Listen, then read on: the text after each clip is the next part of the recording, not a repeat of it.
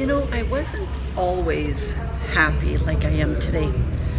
In fact, there were years of my life that I wasn't happy at all.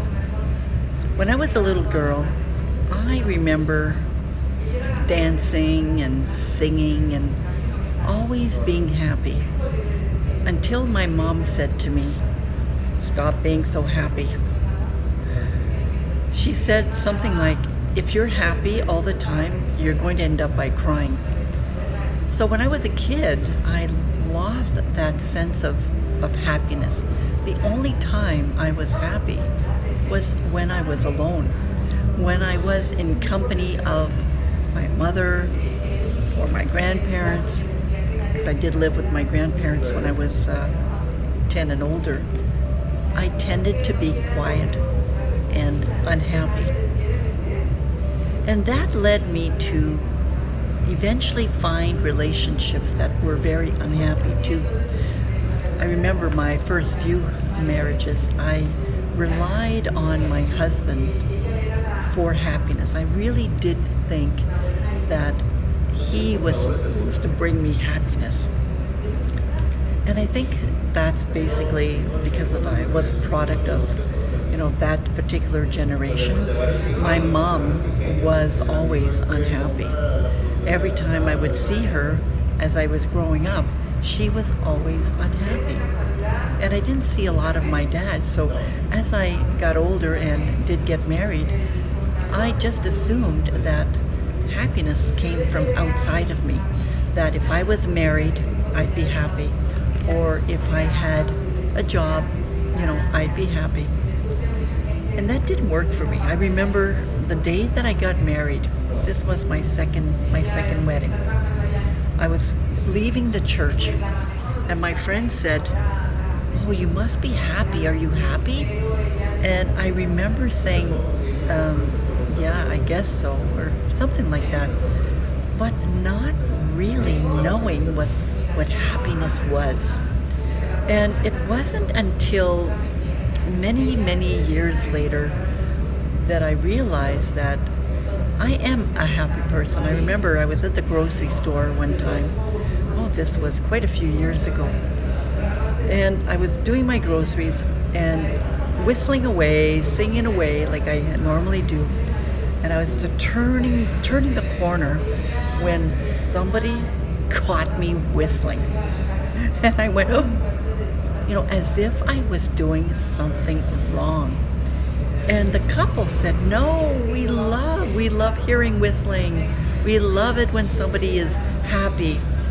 And they said, just continue. And I thought, wow, this automatic reaction of covering my mouth was something that I had learned when I was a really young age. You're not supposed to be happy.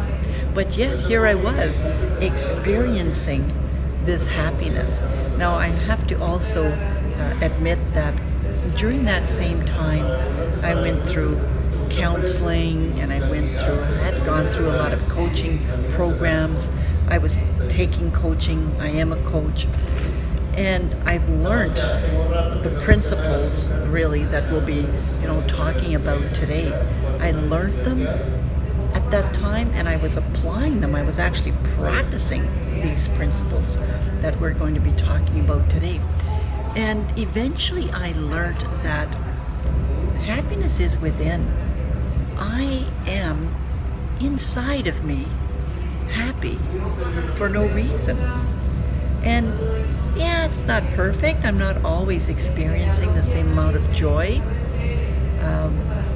But overall, I'm feeling quite content, quite happy for absolutely no reason.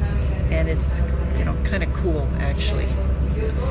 So let's talk about some of those principles. So one of the principles that I learned quite a long time ago, actually, is to take full responsibility. That is one of the foundations, actually. It's one of the foundations for success principles, and it's one of the foundations for a book that I'm reading called Happy for No Reason. I'm just going to show you that book here. Happy for no reason. It's it's the foundation to take responsibility, to take full responsibility. Now, what does that mean?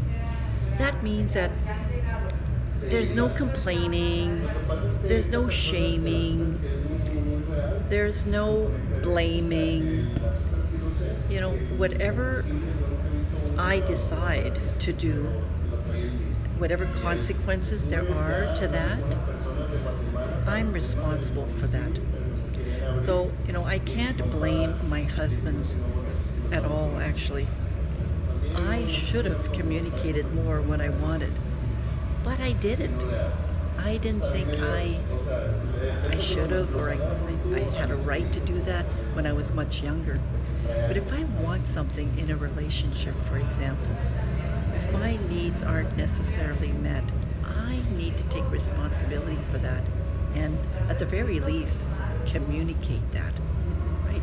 I can't complain to my friends, you know, oh, he's not treating me well, we never do anything, blah, blah, blah, when I'm the one that if I want something to happen, something different to happen in my relationship, I'd have to say, you know, why don't we do something tomorrow night, or let's go out for dinner.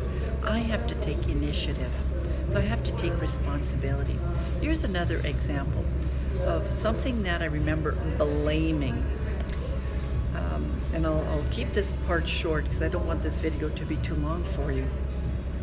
Many years ago, my then boyfriend and I were living in my house, and he came home really excited, you know, because he had seen a sectional television, a sectional phone, a couch, and a really big television. At that time, there were 62-inch televisions.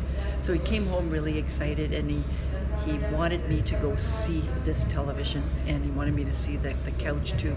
Of course, he brought his 9-year-old daughter with him. We saw the couch, and then of course she said, oh, can we have it, can we have it?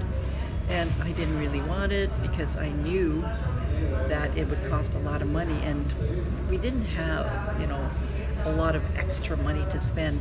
But I said yes, and next thing you know, I'm in the finance office with him, co-signing. Now, a year later, we broke up, and of course, I end up with this big 62-inch TV and the debt because I had co-signed, and I was so upset. I was really upset that he wasn't making his part of the payments. Even if we weren't together, I thought, well, you can at least make your payment. You know, you could have the couch if you want, but pay for it. I was really upset, I was angry, and I kept blaming him for even, you know, not to his face, but I was blaming him. Well, it's all his fault. You know, he's the one that really wanted the couch, and he's the one that wanted the TV. Well, no, you know, when I learned the principles of taking full responsibility, I learned that I should have taken my responsibility at that time and say, listen, I can't co-sign this. I don't have the money, and if you can't make the payment, I'd be stuck making the payment, and I'm not ready for that. Sorry. So I can't say yes to this couch and this TV. But I didn't know how to say that back then. I didn't even think about saying it back then, because I had the need to please at that point. So taking full responsibility means no complaining. You can do something about it, right? No blaming and no shaming. So that's the principle that I've taught you today, is taking full responsibility. Now I want to know, is there any area in your life where you think maybe you're complaining a bit too much, or maybe you're blaming somebody else, or maybe you're shaming someone, or maybe you're shaming yourself too? And maybe in those particular areas, you could take more responsibility. I want to hear all about it. Write it in the chat box or in the comment section, and I'll add my reply. This is Linda G. Robert, your Back in the Groove Again coach. I'm here to help you live your best life right now so you can love what you do. Stay tuned for more great videos. Bye now.